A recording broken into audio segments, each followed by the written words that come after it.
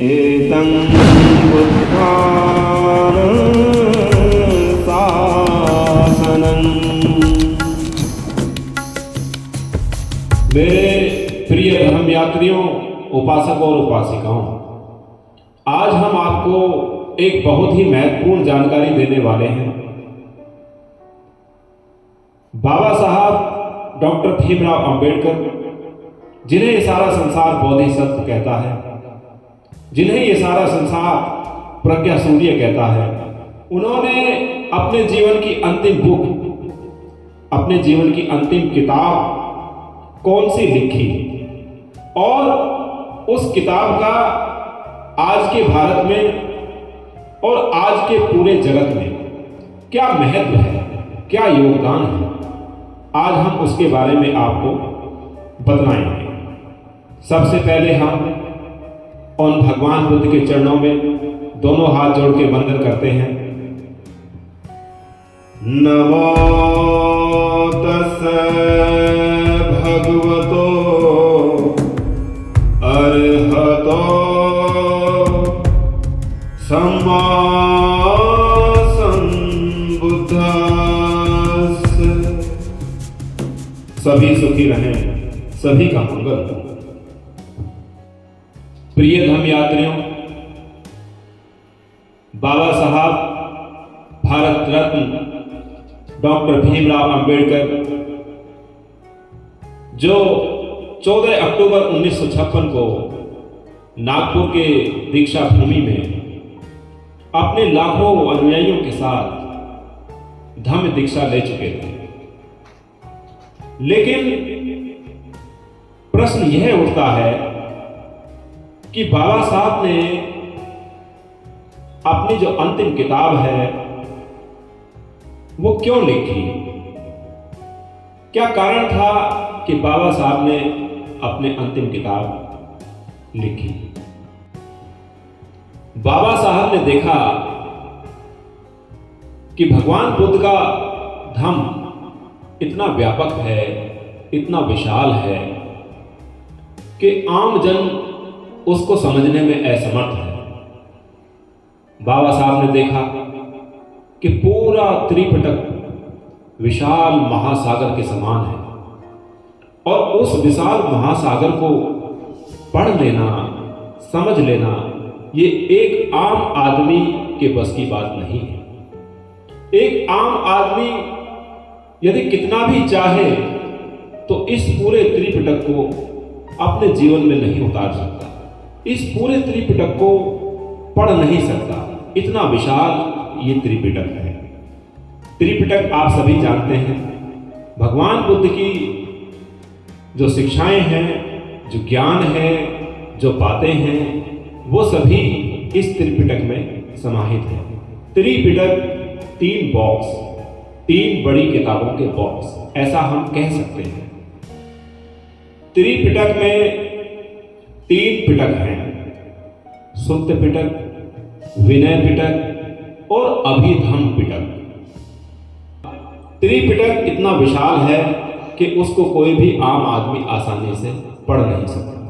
ऊपर से त्रिपिटक पाली भाषा में लिखा गया है, क्योंकि भगवान बुद्ध के समय में जो भाषा प्रचलन में थी, आम प्रचलन में थी, उस भाषा को पाली भाषा कहते हैं।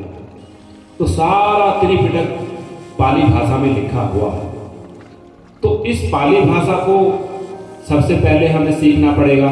यदि हमें त्रिपिटक पढ़ना है, उसको समझना है, तो सबसे पहले हमें पाली भाषा को पढ़ना पड़ेगा, सीखना पड़ेगा। तब कहीं जाके आप त्रिपिटक को पढ़ सकते हैं। लेकिन किसी भी आम आदमी के पास, आम व्यक्ति के पास इतना समय नहीं है कि वो पूरे त्रिपिटक को, महासागर जैसे विशाल त्रिपिटक को पढ़े, समझे। तो इस बात को बाबा साहब ने प्रज्ञा से जाना और ये समझा, उन्होंने महसूस किया कि यदि ये समाज इस त्रिपिटक को पढ़ नहीं पाएगा, समझ नहीं पाएगा, तो भगवान बुद्ध के बताए हुए मार्ग का अनुसरण कैसे करेगा?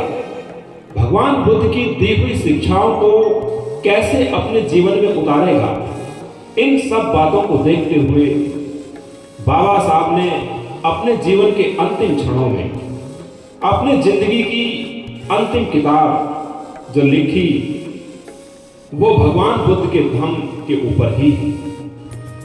उन्होंने जो किताब लिखी है उसका नाम है भगवान बुद्ध और उनका धम्म, भगवान बुद्धा एंड हिज धम्मा। ये किताब बाबा साहब के जीवन की अंतिम किताब है जो उन्होंने लिखी है। और यह किताब बाबा साहब ने इंग्लिश लैंग्वेज में, अंग्रेजी भाषा में लिखी है। जो मूल किताब है वो अंग्रेजी भाषा में लिखी हुई है। बाबा साहब डॉक्टर भीमराव अंबेडकर की लिखी हुई यह किताब भगवान बुद्ध और उनका धम्म, भारत के लोगों ने इस किताब को सहर्ष स्वीकार किया। यहां तक कि पूरे विश्व ने इस किताब को हृदय से स्वीकार किया। और इस किताब का महत्व इतना माना जाता है, इस किताब का महत्व इतना है कि संसार के सभी लोगों ने जो भगवान बुद्ध की शिक्षाओं का पालन करते हैं, उन्होंने इस किताब को बौद्ध ग्रंथ का दर्जा दिया है। यह किताब प्रत्येक बौद्ध उपासक, प्रत्येक उस व्यक्ति के घर में पाई जाती है जो भगवान बुद्ध की शिक्षाओं पर चलते हैं, जो भगवान बुद्ध के दिखाए हुए मार्ग पर चलते हैं।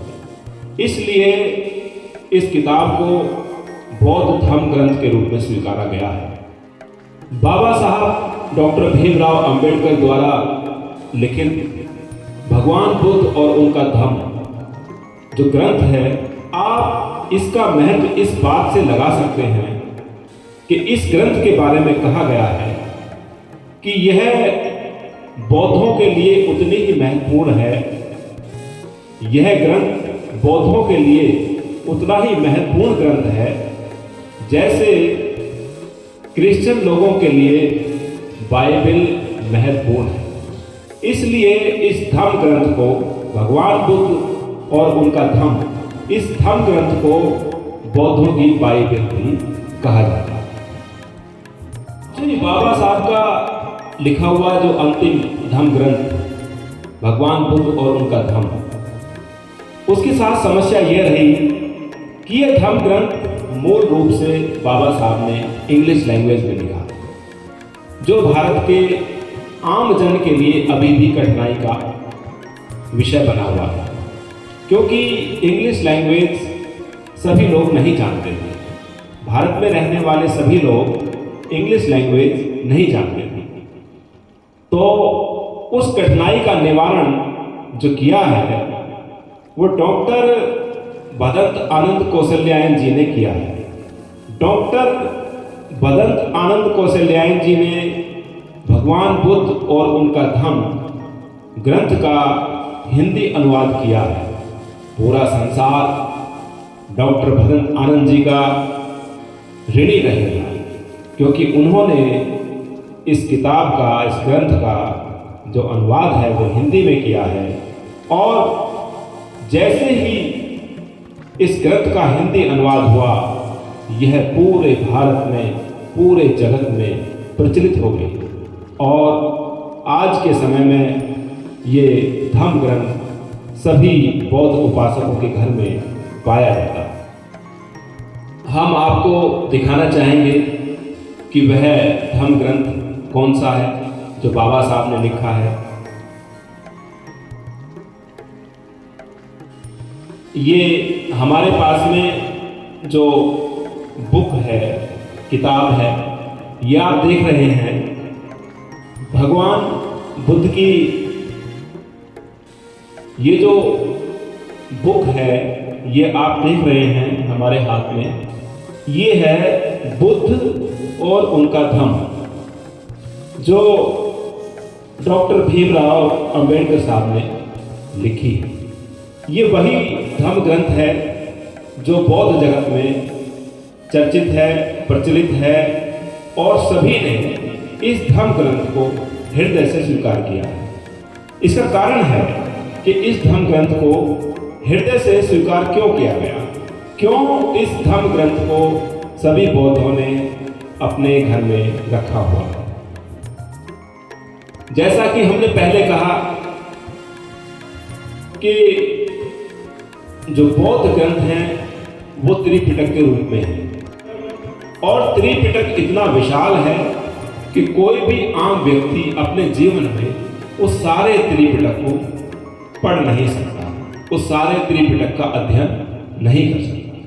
इसी बात को बाबा साहब डॉक्टर भीमराव अंबेडकर ने प्रज्ञा से समझा और उन्हें लगा कि क्यों ना मैं इस पूरे जगत को एक ऐसा धम्म ग्रंथ देकर के जाऊं जो सभी जन, जितने भी लोग हैं, वो आसानी से भगवान बुद्ध के धम्म को पढ़ सकें, समझ सकें, उसका अनुसरण कर सकें।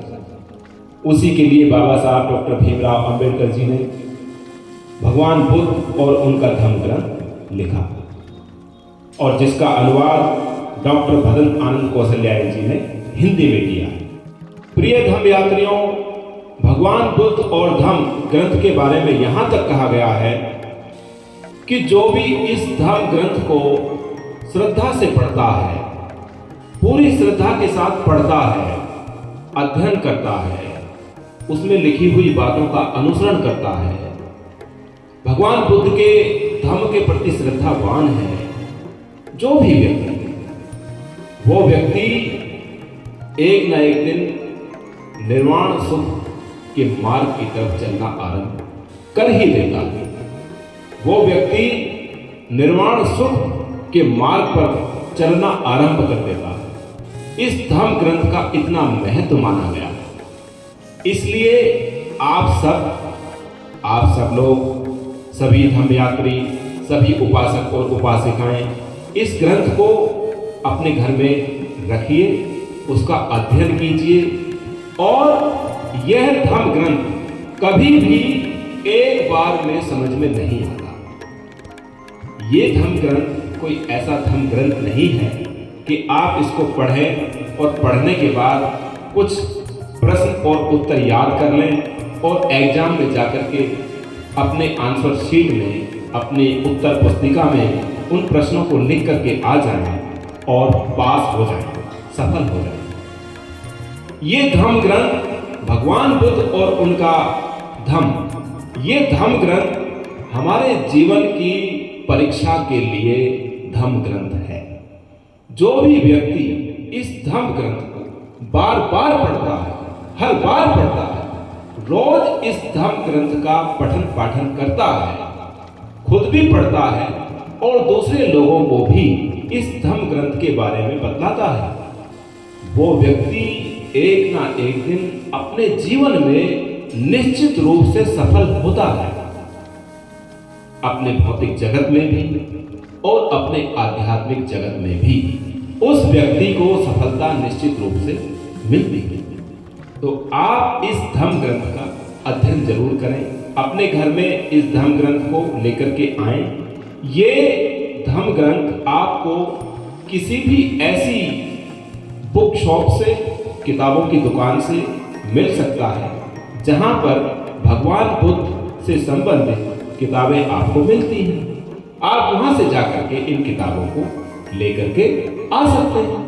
प्रिय धम्म यात्रियों, अब मैं आपको बतलाता हूं कि इस धम्म ग्रंथ का, भगवान बुद्ध और उनका धम्म जो धम्म ग्रंथ है, इसका आपके जीवन में क्या महत्व है, क्यों हमें इसको पढ़ना चाहिए, इसका अध्ययन करना चाहिए। सबसे पहली बात कि भगवान बुद्ध का धम्म किन को अपनाना चाहिए, किन लोगों को भगवान बुद्ध का धम्म अपनाना चाहिए। क्या बौद्ध भिक्षुओं को, जो बुद्धिस्ट मॉन्क हैं, क्या उनको भगवान बुद्ध का धम्म अपनाना चाहिए, या जो अन्य आम साधारण लोग हैं, आम जन हैं, उनको भगवान बुद्ध का धर्म अपनाना चाहिए। जो ग्रस्त लोग हैं उनको अपना भगवान बुद्ध का धर्म अपनाना चाहिए। तो किन लोगों को भगवान बुद्ध का धर्म अपनाना चाहिए, ये बात मैं आपको इसलिए बता रहा हूं कि बहुत से लोग ऐसा समझते हैं कि भगवान बुद्ध का धर्म तो भिक्षुओं का धर्म है, भिक्षुओं का धर्म है, भिक्षु लोग ही भगवान बुद्ध के धर्म का पालन करते हैं। नहीं, ऐसा नहीं है। भगवान बुद्ध का धर्म भिक्षुओं के साथ साथ उन सभी लोगों के लिए है जो इस संसार में रहते हैं, जो इस संसार में अपना जीवन यापन करते हैं, जो गृहस्थ लोग हैं, उन सभी के लिए, चाहे वो स्त्री हैं, चाहे वो पुरुष हैं, चाहे वो बच्चे हैं, चाहे वो बूढ़े हैं, बुजुर्ग हैं, उन सभी के लिए भगवान बुद्ध का धर्म बड़ा ही महत्वपूर्ण है। क्योंकि हम सभी चाहते हैं कि हम अपने जीवन को अच्छे से अच्छा जीने का प्रयास करें, अच्छे से अच्छा जिए। दूसरी बात कि भगवान बुद्ध का धर्म कोई पड़ाव नहीं है, कोई ठहराव नहीं है। भगवान बुद्ध का धर्म एक सतत यात्रा है। कोई भी व्यक्ति जो जन्म लेता है और अपने जीवन को पूरा करता है और अंत में इस संसार को छोड़ के चला जाता है, उस पूरे जीवन में भगवान बुद्ध का धर्म हमारे साथ साथ चलता है। यदि हम भगवान बुद्ध की दी हुई शिक्षाओं को अपने जीवन में पालन करेंगे तो हम जन्म से लेकर के और जो हमारी अंतिम समय तक की यात्रा है वो एक सुखमय बीतेगी, वो एक सुखमय जीवन बन जाएगा। और यदि हम उनकी दी हुई शिक्षाओं का पालन नहीं करते हैं तो भगवान बुद्ध कहते हैं कि ये सारा संसार, ये सारा जगत दुखों और कष्टों से भरा हुआ है। और भगवान बुद्ध कहते हैं कि इन दुखों का, इन कष्टों का कोई ना कोई कारण होता है, और जब कोई कारण होता है तो उस कारण को यदि हम अपने जीवन से हटा दें, नष्ट कर दें, दूर कर दें, तो हमारे जीवन में दुख दूर हो जाएंगे, कष्ट दूर हो जाएंगे और हमारा जीवन सुखमय हो जाएगा। हम निर्वाण की तरफ जाएंगे, हम निर्वाण सुख को प्राप्त होंगे, हम मुक्त होंगे। भगवान बुद्ध का धर्म संपूर्ण जीवन जीने की कला है। भगवान बुद्ध का धर्म पवित्र जीवन जीने की कला है। भगवान बुद्ध का धर्म विश्व शांति संदेश है।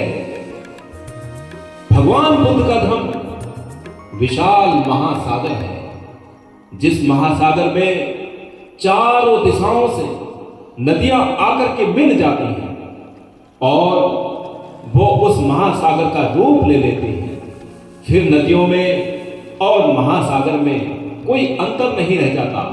उसी प्रकार भगवान बुद्ध का धर्म विशाल महासागर की तरह है, जिस महासागर में सभी तरह के लोग, सभी मान्यताओं को मानने वाले लोग भगवान बुद्ध के धर्म में आते हैं, भगवान बुद्ध की शरण में आते हैं और उनसे ज्ञान प्राप्त करके, उनसे शिक्षा प्राप्त करके, उनकी शिक्षाओं पे चल के, उनका धर्म जो भगवान बुद्ध ने जो मार्ग दिखलाया है उस मार्ग पे चल के एक दिन वो भी इस संसार से मुक्त हो जाते हैं, इस संसार में सुखी जीवन पाते हैं। इसलिए मेरे प्यारे धर्म यात्रियों, कहते हैं कि महासागर सभी को कुछ ना कुछ देता है। कोई व्यक्ति उस महासागर में जाए तो वहां से कंकड़ पत्थर उठा करके ला सकता है।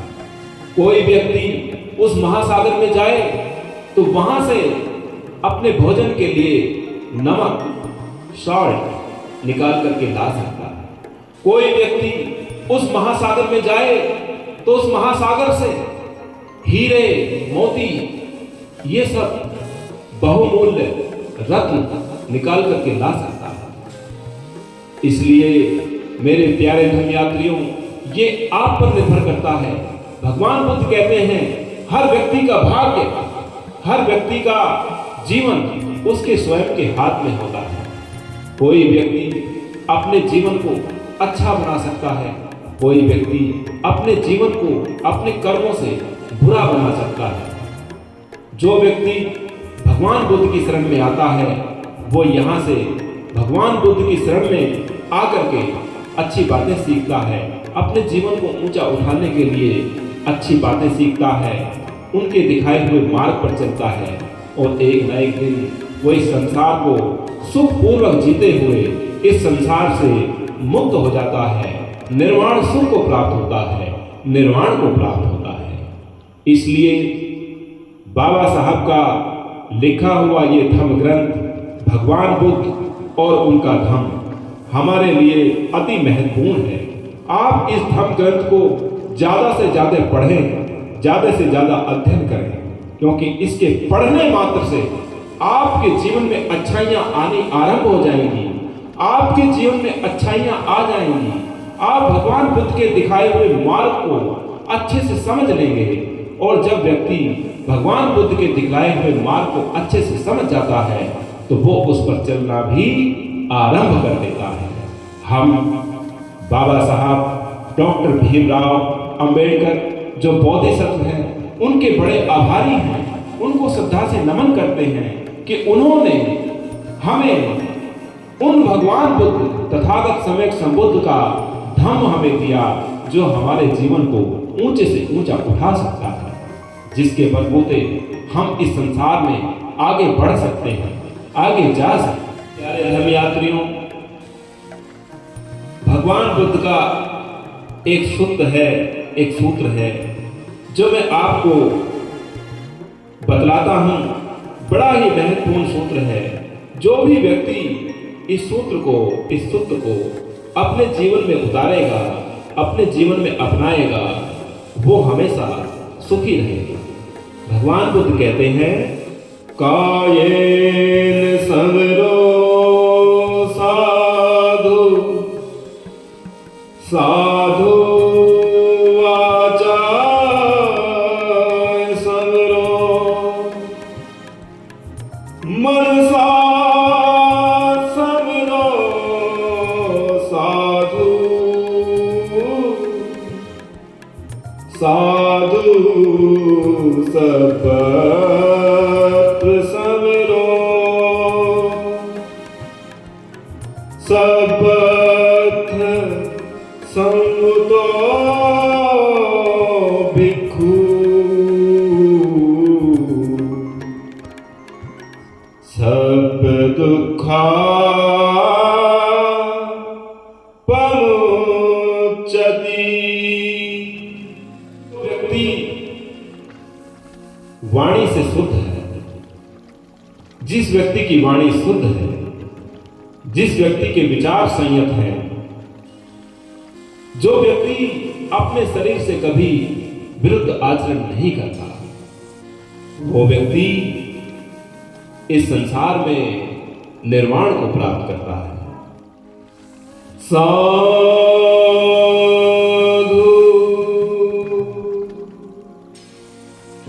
साधु